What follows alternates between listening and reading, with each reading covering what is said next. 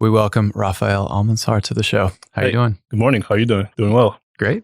How was your weekend?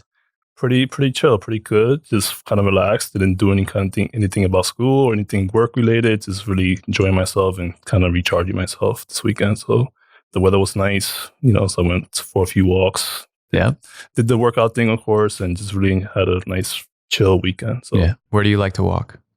So right next to my apartment complex, we have a dog park, which is really convenient. Yeah. So we tend to walk Charlie Brown in that dog park. Charlie Brown, we found Charlie Brown from the Humane Society back in February. He's blind on one eye. Okay.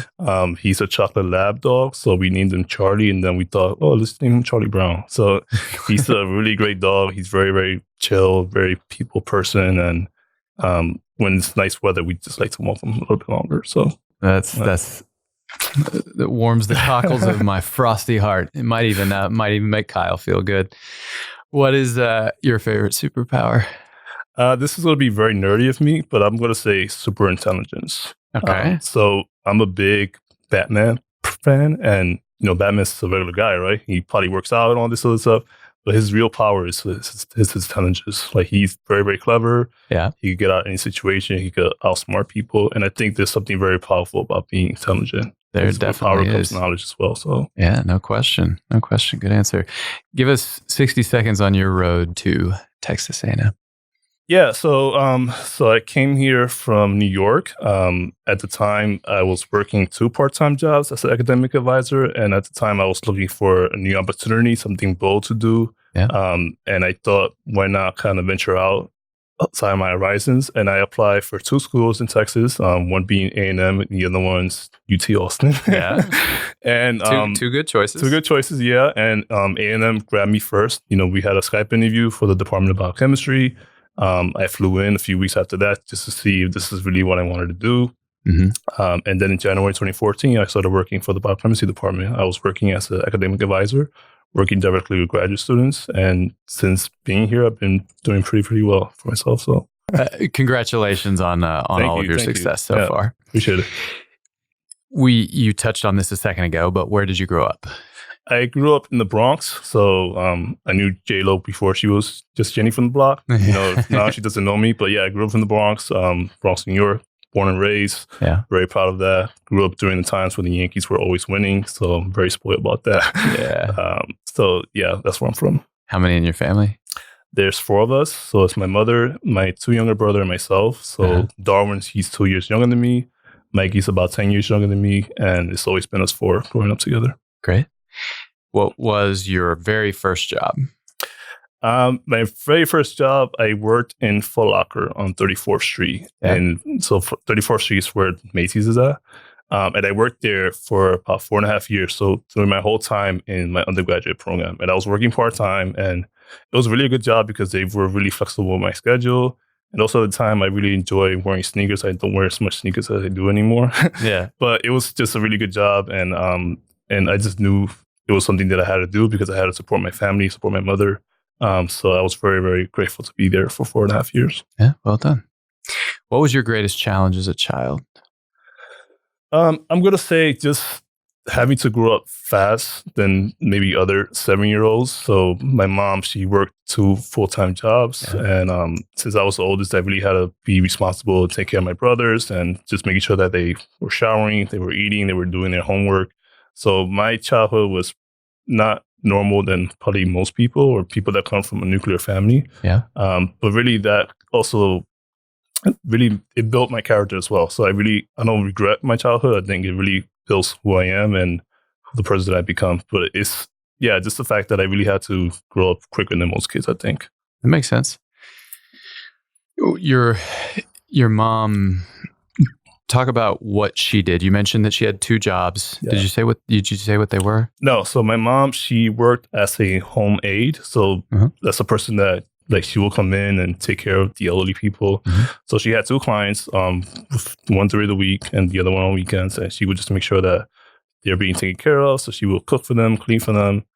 So she was working 8 to 5 jobs and on weekends also about 8 to 5.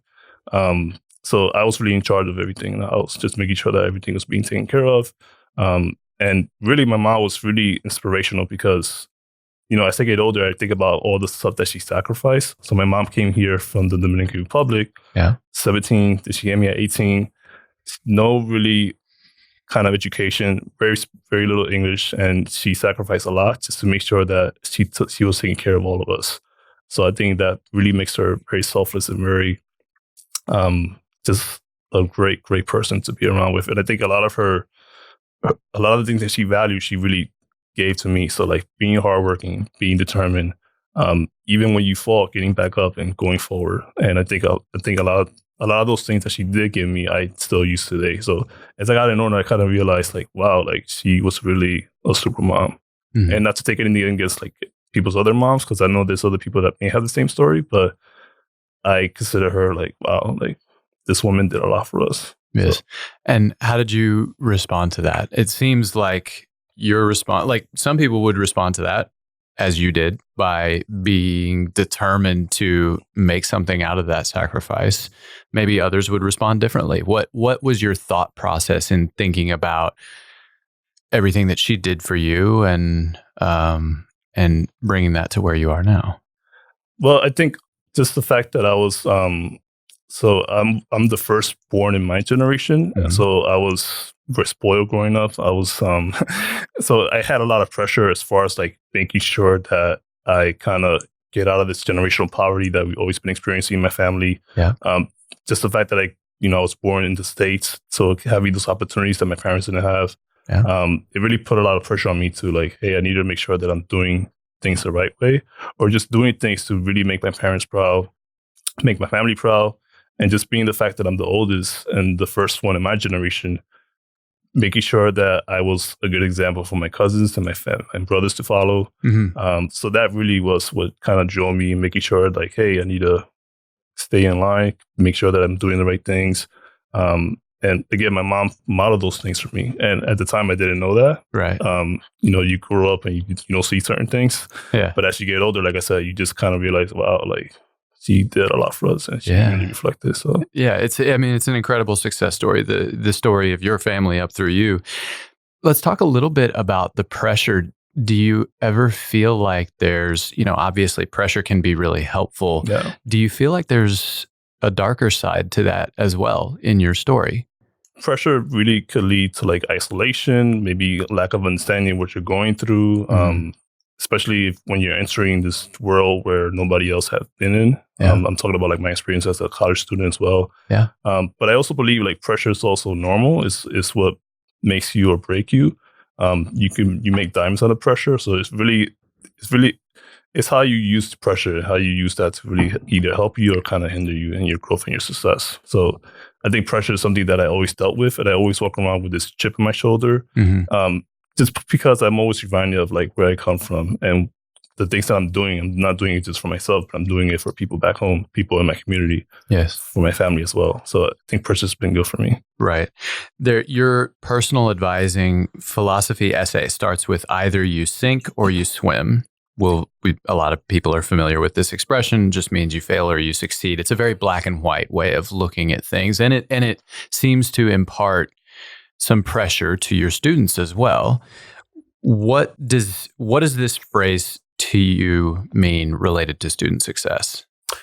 So I think at the time when I wrote that philosophy, and I had to update it, of course, because I think every year you have to update your philosophy, but it was really tied into my live experiences and my experiences working with students, especially first generation college students. Right. So I think a lot of times universities, they do a great job of initiating programs to bring students into schools. Yeah. But then at that point, it's like, okay, you're on your own. So you figure out how to get to the end point, which is graduation. Yeah. So a lot of schools I feel are not doing enough to support students. So also it kind of assumes that everyone comes from the same background. So in talking about swimming, so if I grew up and I didn't have swimming lessons, but then you had swimming lessons, then you're probably at an advantage to swim through the navigation process, right? And there's no question that I did have many advantages, especially coming into the college setting. Yeah. And for someone like me who comes from low income and we didn't have those resources on our community, I'm either going to swim or I'm either going to sink. Right. So really, when I think about that term, I think about like what our colleges are doing to support students. Mm-hmm. So one of the biggest like pillars in higher education is Dr. Vincent Tinto. And he came here about 3 years ago to give a talk. But he's known for retention and working with first-gen students and students of color. Right. And he argues that a lot of institutions are not doing enough to support students. So what are you doing after you bring them in here? Right. You know, and it's not just one department that's supposed to be helping students. It's the community. So are we working with like the mental health services? Are we working with student activities? Right. Are we building community for these students? So support doesn't end once you bring them in here. Support ends once you get them to the finish line. So what you're talking about then is reaching beyond just the academic world and helping people feel like they belong. It seems like is kind of a unifying idea behind all of this. If there was one recommendation that you could make for institutions to do better, because there's, like mental health services and so forth, all of that is important. If there were one thing you feel like educational institutions as a whole need to really focus on as they move forward into the next 20 years, what would it be? And this may rub people the wrong way, but I really think institutions need to prioritize what do they value. So, at A&M here, I feel like student activities and student services is not really top priority for A&M. Okay. So if you think about like the Kane building that they tore down to build the parking lot next to Reed Arena, not Reed Arena, Kyle Field. Right. And then all those student services they had to move to the west side of campus, which makes it very difficult for students to receive those services. And now, fortunately, they are going to get their own building in December. But I think the message that A&M gives, in my opinion, is that student wellness is not top of their priority. Their priority is really more football. It's recruiting top players, and student activities, student services is kind of at the bottom of the list.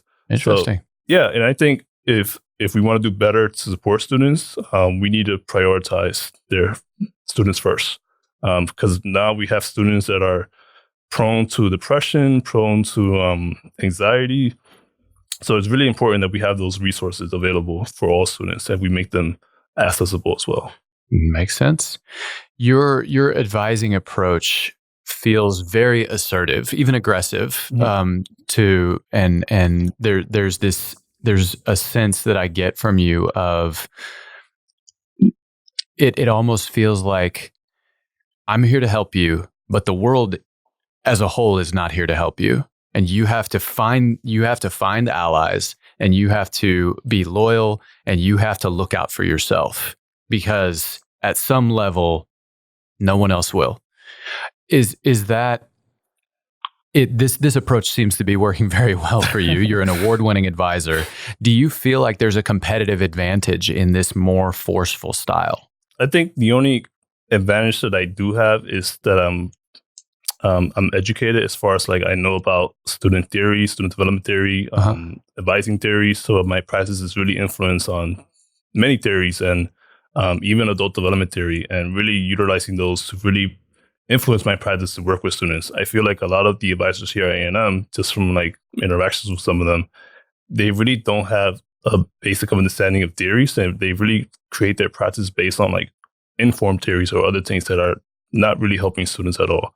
So I think the only advantage that I do have, and not just myself, but maybe other people, is that I'm really well informed about theories and how to use that to engage my practice and help support students. So A&M, A&M is working on becoming a Hispanic serving institution. Right. And I think A&M is not really ready for that, because if you think about A&M, it was built during a time where people of color were excluded and women were excluded. So just having that historical background alone, it really doesn't bring any sense of like community for students of color or support, I think. So I think A&M needs to do a much better job as far as like creating more community. And they are doing those things. So like the Department of Student Activities last year, they created this like first gen place card for faculty and staff to post outside their doors, which I thought was a great idea, because for a lot of students of color who tend to be first gen, a lot of times they feel isolated, they feel alone. But for them to see someone, a professor or a staff that have gone through the process, I think that alone like helps them be supportive. It helps them build community, helps them give them voice as well. So I think it is going to happen. They're going to become an HSI, and I'm going to be a HSI. But I think we need to be very intentional about how do we support students of color in this campus as well. What do you think are some of the key initiatives that are going to help with that? What are the things that we're doing? What are the things that we need to be doing? This is often the things that I hear in these conversations are often new ground for me. So help me understand it. And again, I'm the person like from the outside looking in, so I don't know what's going on in the background. But I think one thing, if you want to build diversity and inclusion and work on community, you need to make sure that there's representation on that table. So I don't know who's on that table, but you need to make sure there's a person of color there, there's a woman there, there's people from different backgrounds, religions, lived experiences. Mm-hmm. Because if you want to create this community where everyone's invited and you're supporting everyone, you can't make decisions unless you hear from those voices. Yeah. And I think also just not just inviting those people in those tables, but making sure that their voices are being heard. Because it's one thing you could invite people in those tables and it could be like a photo op opportunity, but if they're not being heard, then what are they there for, right? So I think we need to do, and again, I don't know if this is happening. I'm assuming it is, but we need to make sure that we have different voices, different representation when we think about students of color and students from different backgrounds, and how do we support them? How do we build community around those students? That makes sense. Tell us about Dr. Carl Rogers. What was his advising style? What draws you to it? How do you implement his philosophies in your advising relationships? Yeah, so Carl Rogers, he is known as the father of counseling. Mm-hmm. So he was the first person that I learned about when I was in my graduate program at New York University. Mm-hmm. I was in a counseling program, and we learned about Carl Rogers a lot, actually. And he really took this unconventional approach to therapy. So before his time, therapy was, okay, I have an issue, I go see a therapist, the therapist tells me what to do, the therapist gives me advice. And Rogers came in around the 1940s, 1950s, and he argued that, advice is not helping the client because the client could get advice from anybody and they still gotta have these issues. Right. So he really took an approach where it was more person-centered, where instead of the therapist having all the power and knowledge, the power goes really to the client, and the therapist is just there to support the client to figure out those answers. And Rogers was really big on three big things. He was big on being congruent. So making sure that your verbals and nonverbal cues are connected. So if you have a student who says, man, I got a 65 on my math test, I don't know why, because I studied this whole weekend. But yeah, his Facebook page, he's like in Northgate and on Kyle Field. Then those two things are not connected, right? Like he's not being true to himself. He's not being honest. Mm-hmm. He talks about a conditional positive regard, which is really where the therapist accepts the client for who they are, no judgment. Whatever you are, he's going to accept you for that. And then the last thing that he really talks about is empathy. So being able as a therapist to empathize in the client. So how do I step out of my world and enter your worldview, and how can I support you? So his theory, which is very humanistic, really talks about where the therapist, if he's good at creating those three things, he or she, then that's going to allow maximum growth for the client to figure out, okay, this is what I need to be doing. So what really drew me about that is because I don't like to give advice because the same reasons. Like I feel when I do give advice, people end up doing what they want to do, which is fine because it's your right, it's your power. Mm-hmm. So instead, I really try to help people figure out what they need to do. I bring up things that they're not thinking about. Rogers is really good about having good listening skills and summarizing things that people say. So sometimes you say things and you don't realize exactly what you're saying. And Rogers is good about summarizing those things for you. He's good about building relationships. He's good about creating a safe space for the client. So those are the things that I really value from Rogers, and I use in my practice a lot. You said helping people figure out what they need to do, and that's with a framework of just establishing what their priorities actually are, and then helping them connect the dots between where they are now and accomplishing those priorities. Exactly. Yeah. Okay. Yeah. That makes sense. So yeah, he was very because of this approach, he received a lot of criticism because again, the norm was you come in and the therapist has all the answers for you. And Rogers says that's not really the real reason for therapy. Did this help connect the dots toward cognitive behavioral therapy, which is kind of, I guess you would probably say that's the gold standard for therapy now?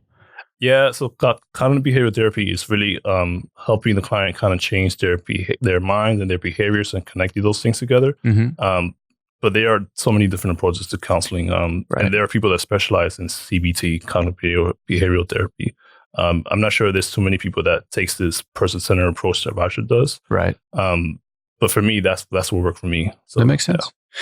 When a student is having challenges, let's say in a particular class, after you've established that it's not an issue with a learning disability and that they like the subject matter well enough that it's not a problem with they just don't like the class, and that they actually are working as hard as they think they are instead of I work all the time, but actually I was at Northgate.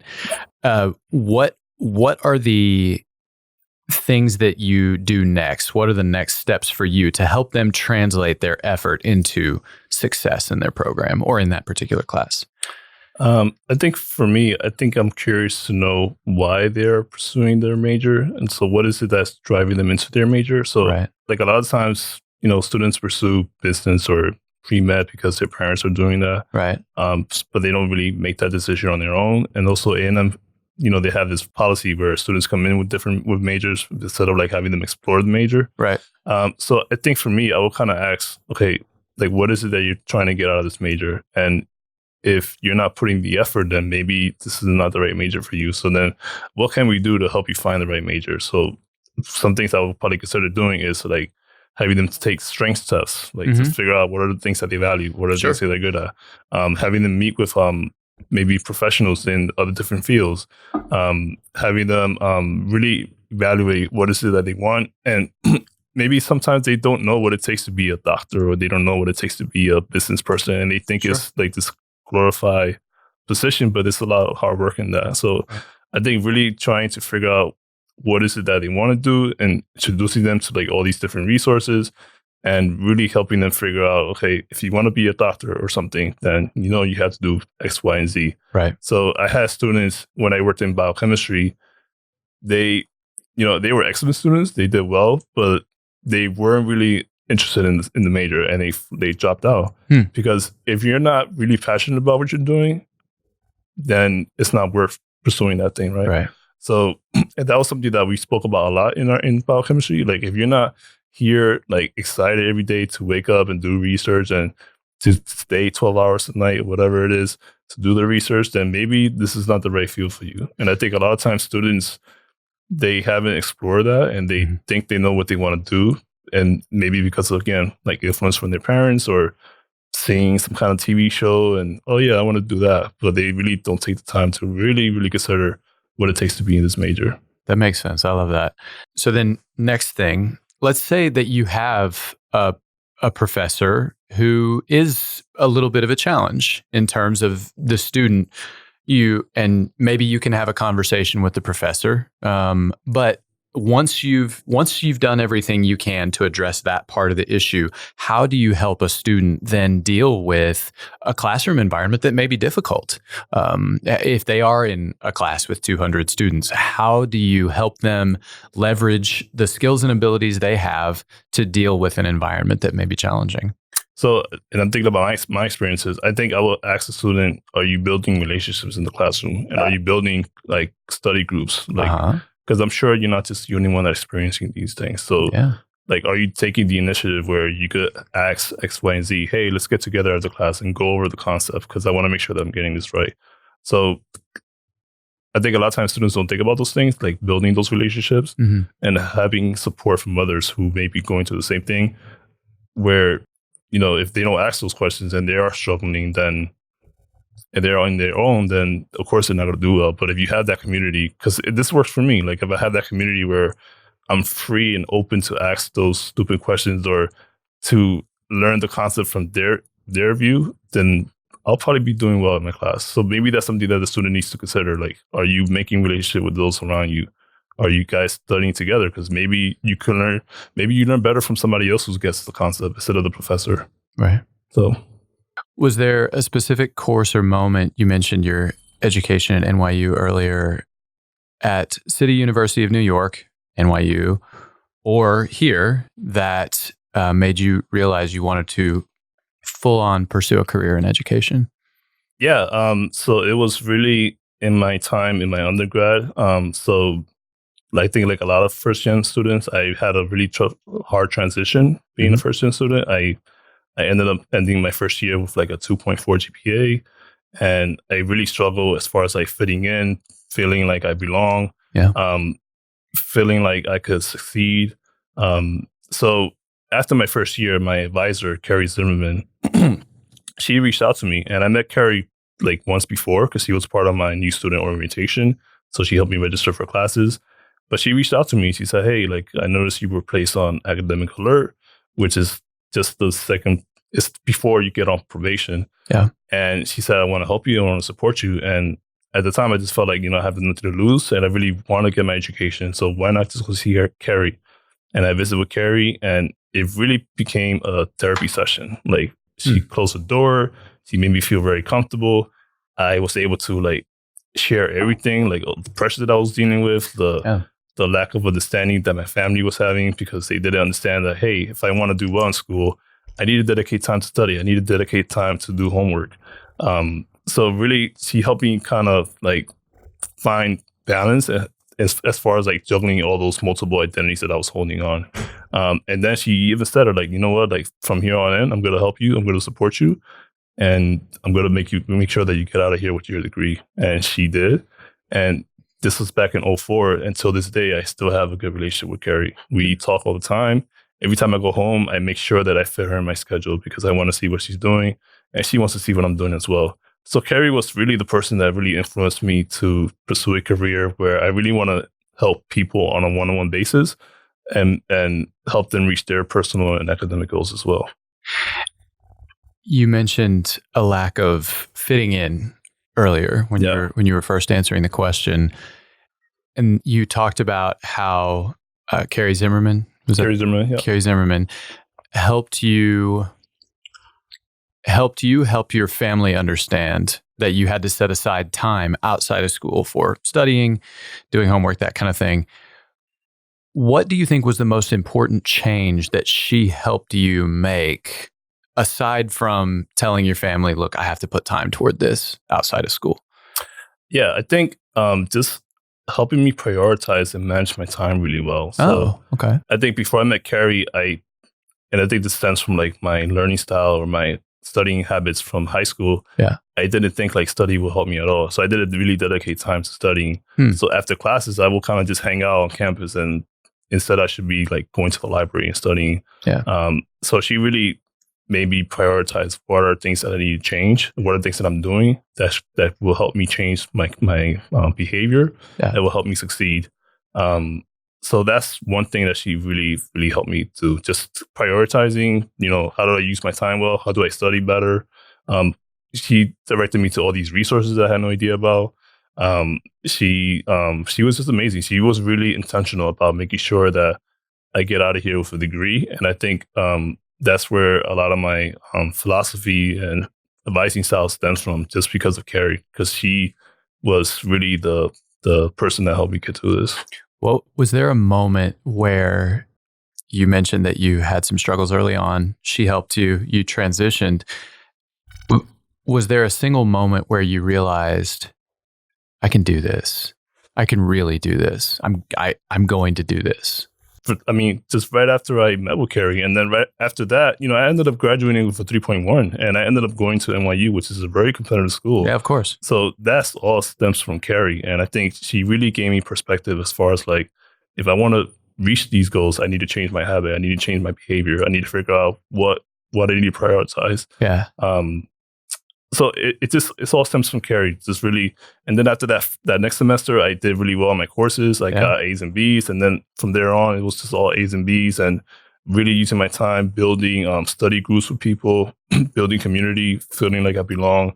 I suffer a lot from imposter syndrome as well. So really making sure that I'm here for a reason, and I'm here to get an education, and I value education. Education is something that my mother values, and she never hasn't had an education. So it was really something that I needed to work on. And I think meeting with Carrie, she really was the person that helped me get through these things. Self-improvement is obviously something you take very seriously. What's the most unusual aspect of your approach to self-improvement as a person, as an advisor, mentor, teacher, supporter for your students?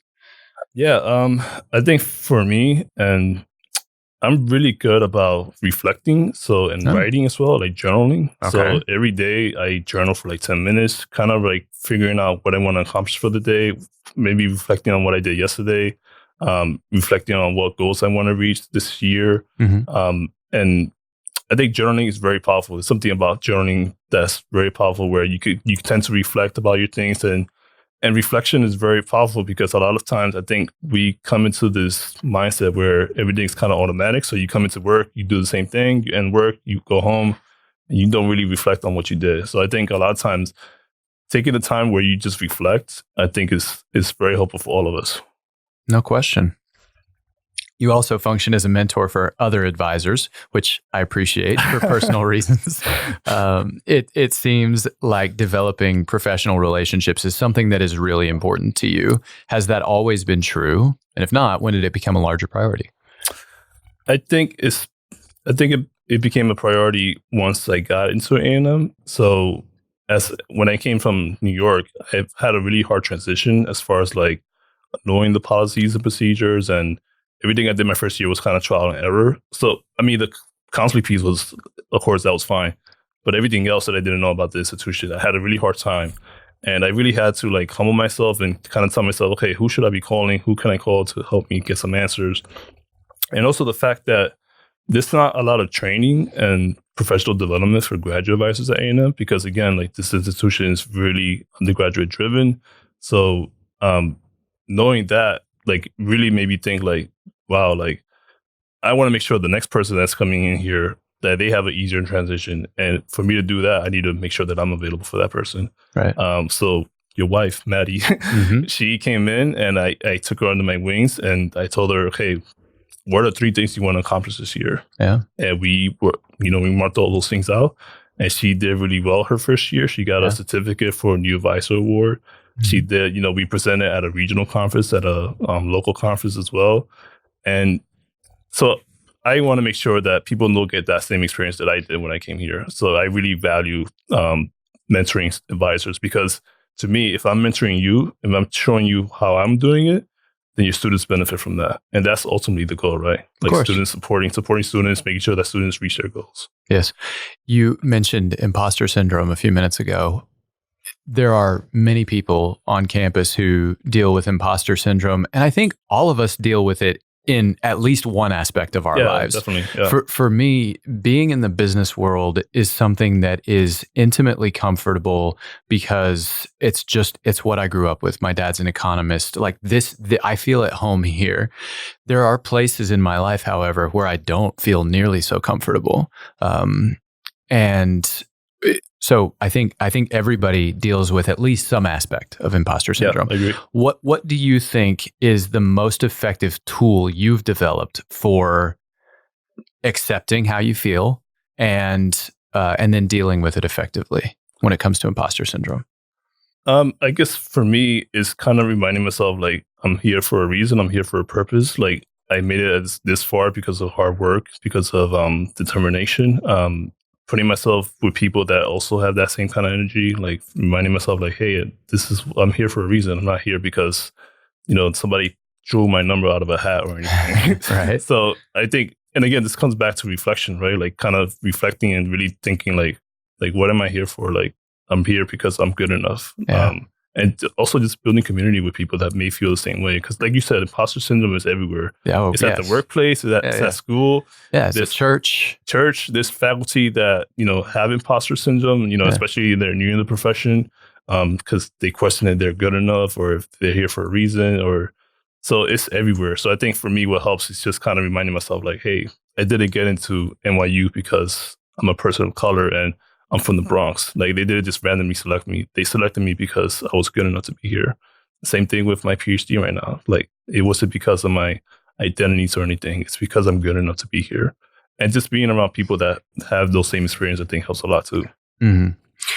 Let's talk a little bit about your Ph.D. Tell the listeners a little bit about what you're doing and how you chose it. Yeah. So I'm doing a Ph.D. in higher education administration right here at A&M. I'm in my 3rd year, and I'm looking to do research on women of color who are pursuing STEM graduate programs who are also first generation.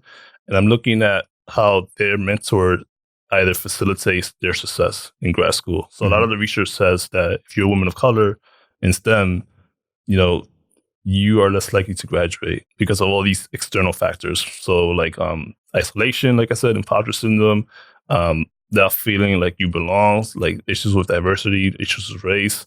So I want to see if these women of color, if they have a faculty mentor who experience those same things, does that lead towards success? Because having that relationship, maybe there's something that they could do to support them to combat all these other external things. So I'm really excited about that because that it stems from my background working with students and working with STEM students as well. And just seeing like personally, like we didn't have a lot of women of color in our department in biochemistry. Yeah. And kind of figuring out what was the issue there, like what's going on, like why are we not supporting these people? Why are we not recruiting these students? And also a lot of the literature says that a lot of our first gen students are actually women. Mm-hmm. So which makes sense because a lot of students now, majority of the students we have now are also women as well. Right. So that's what I'm hoping to investigate. So kind of mentoring and looking into STEM fields and supporting first-gen students. And I hope to graduate within a year and a half. I'm looking to graduate in August 2021. And then from there, pursue something that I would enjoy doing. So, of course, yeah. Best wishes with that. Just in case any of our listeners don't know, I think most of them probably would, but STEM is science, technology, engineering, and math. Is that right? Yes. Okay. Yeah. In April of this year, you were selected for the 2019 Distinguished Achievement Award for Individual Student Engagement. That's a long title for this award. What does the award mean to you? The award, it means everything to me. It means that all my hard work is paying off. It means that people are looking at what I'm doing. It means everything for people back home for me in my community, because to them it's like, oh wow, like if he could do this, if he could get out of this place and be successful, then I could definitely do that as well. And also I think it's just very rewarding for me because I found out that for this award you need it's a rigorous process. So you need to be selected by the college, and then from there it gets sent to the university, and this is huge committee where it's usually like current students, former students, administrators, faculty. So just knowing the process that I went through to get this award, it really makes me, one, it feels good, and it's really rewarding because also, like, I enjoy when people write letters about me because I find power in words, and I don't read my nomination letters because I don't feel comfortable. But just the fact that you wrote something about me, that you took time to write something about me, that alone is rewarding enough for me. So even if I didn't win this award, just knowing that a lot of former students wrote something, a lot of current students, a lot of faculty, a lot of my peers in advising wrote something, that alone is rewarding for me. So it's a great achievement, and just to be able to do it in just a short period, I think speaks a lot about myself as well. Yes, so. It was quite a statement. What has been the hardest part of your job? Having learned the things that you've learned up to this point, what's the most difficult piece of actually implementing this and connecting with students and helping people figure out, all right, that's where the light at the end of the tunnel is? Yeah. What's the hardest part? I guess the hardest part is putting a lot of effort to help students and support students and not being able to reach the tunnel at the end. So the literature says if you have a college degree, you are making $1 million more than people that don't have a degree. You tend to be healthier. You have a better quality of life. You're a better citizen because you're voting. And fun fact, if you have a college degree, you're less likely to get divorced. And I know this because we did a presentation last year and we found this to be very interesting. Like, people that have degrees, they don't really divorce because they value marriage. So not helping students reach that end goal means they have a less quality of life. And to me, that means that I didn't do my best. But I know sometimes there's things out of my control that I can't help. But I really, really try to work hard to make sure that students get to the end goal. And also my office for student success, the same thing. That's our end goal, like helping students get that goal at the end.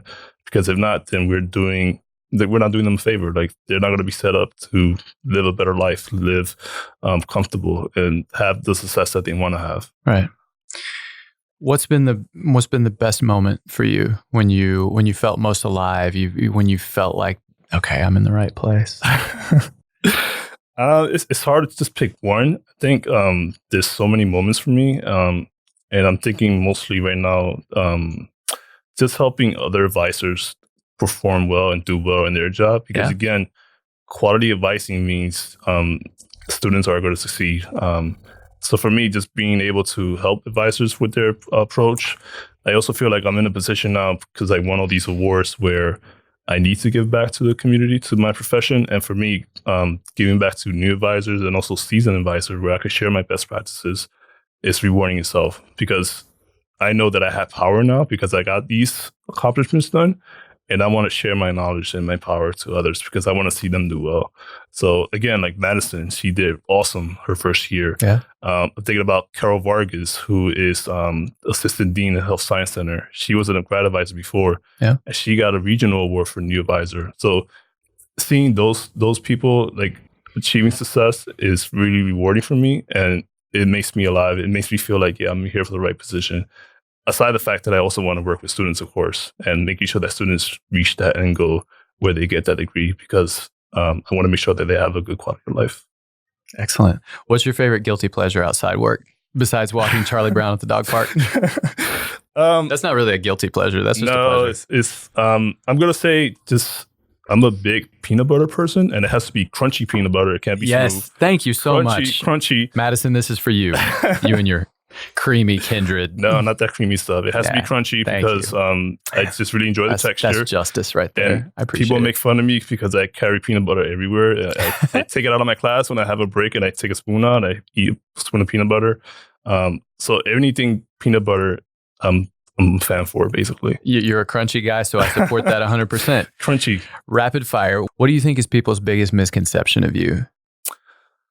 I think people kind of perceive me as being arrogant, which I think that's really false. I think just everything that I've done, it puts me in a position where I become a target, I feel, and people tend to kind of judge the book, the cover of the book, but they don't take time to really like get to read the book.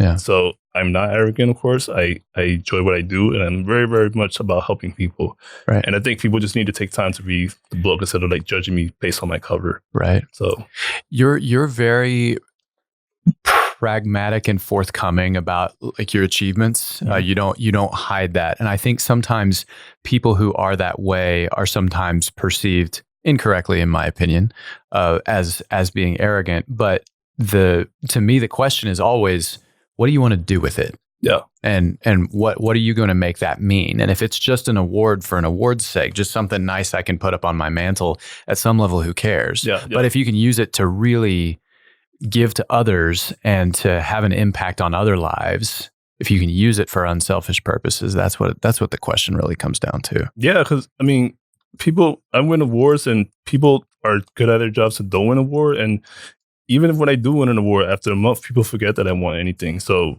what does that really mean? Does it really mean anything to me, right? I mean, I appreciate that I got the award. And I appreciate the effort that people put into that. But at the end of the day, it's just a piece of paper or a trophy that I got. Yeah. So if you could have anyone as a mentor for one day, who would it be? I'm going to say Michael Jordan. So Michael Jordan, I really enjoy his story. He has come from adversity, and he's known as the best basketball player of all time. Yes. But also, he's very good about talking about his failures. So he talks about how he won all these championships, but he also has failed so many times. I think a lot of times when people look at me, they think I'm all about success, but I fail more than I succeeded. And I'm not afraid to take chances. So you can't score if you don't take a shot, right? So kind of that mentality about basketball, like you have to try, right? Like you just never know. Like, and you are going to fail. Like that's going to happen. You're going to fail more than you succeed, right? But it's like, what do you do with that failure? Are you going to kind of have this fixed mindset where you kind of blame others or you blame yourself, or are you going to grow out of that, have a growth mindset and a transformational learning experience? So yeah, Michael Jordan. There's the commercial. It's a quote that at some point we're going to close the show with it, where he says, "I've missed 9,000 shots in my career. I've lost 300 games. Exactly. 26 times I've been trusted to take the game-winning shot and missed." Kyle, I failed over and over. But Mike is he's very driven and ambitious, and I think that's something that I really admire about him too. So. No question. What do you think are the best places to look for opportunities to be bold? It's just brainstorming a little bit about how people can think about the idea of getting out of their comfort zone. For example, so I think that there are a lot of areas where people might be dissatisfied with different truths in their life. Mm-hmm. Chris Field, our friend Chris Field, wrote a book called Disrupting for Good, where he talks about how people think that they can't disrupt, that they're not disruptors. And he says, no, on the contrary, anyone can disrupt because everybody has things in their life that they're uncomfortable with, whether it's I don't really feel healthy and energetic. Maybe I should try a different approach to fitness or to nutrition. I'm unhappy in my relationship. What can I do about that? Like, so as someone who has come from adversity, I'm just wondering, are there any baby steps that people can take toward being bold if that's an idea that's scary to them? Yeah. No, it makes sense now. I think one, it starts with reflection, like really, and again, I've spoken about this a lot now, but really reflecting on what is it that you want, what is it that you're doing. Yeah. So if you think about advisors, like, are you constantly developing yourself? Because if you're not, 99% of the time you're hurting your students. Because if you think about it, okay, let me put it in context. So our freshman students that we have now, these are students that were born after 9/11. Yeah. Like, wow. After, right? Yeah. I was 15 I was there when 9/11 happened. So are you going to advise me the same way that you would advise a student born after 9/11? I don't think so, right? No. It's not going to work. No. So you constantly need to reflect and be critical about yourself and really think about, in the context of advising, like, am I helping my students or am I hindering my students? Yeah. So I think it starts off, like, again, being reflective, being critical, and then taking, like, that's just that one baby step. Because, I mean, of course, if you take a huge step, then you're probably not going to reach that goal. So I think taking baby steps will help you get to the ultimate goal. And there's so many things you could do if you're an advisor. Because I know a lot of advisors talk about, like, well, I don't have time to develop myself. Like, but the probably doesn't support me. But there's so many free literature out there for you to read. You can read about higher education all the time. Yeah. You can even meet up with, like, an advisor that's the top dog in your department. So when I came here, two names that I heard about when I came here in the college bag, Rebecca Hayes, Sam Murdoch. And those were, like, the top dogs.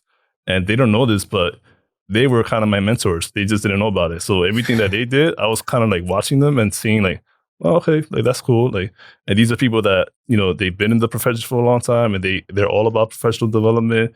They give back. They won awards and everything. And for me, having this competitive mindset, like, okay, so how do I get to that level? How do I improve myself? And how do I become one of them, I guess, essentially? Right. So I think it starts with reflection and taking, like, those small baby steps and asking for help too. Because if you need help, you definitely need to ask for help. Sure. What is your fondest memory of this place? I'm going to say the George H.W. Bush funeral that we did last year. It was just very empowering to see how unified we were, regardless of, like, our political parties and where we stand. Yeah. I think it was great to see the community just being unified. It really reminded me a lot of about the 9/11 attacks. Like, after the 9/11 attacks, I'm thinking about, like, the Mets baseball game. Yeah. And they all had, like, the FYND hats and the NYPD hats.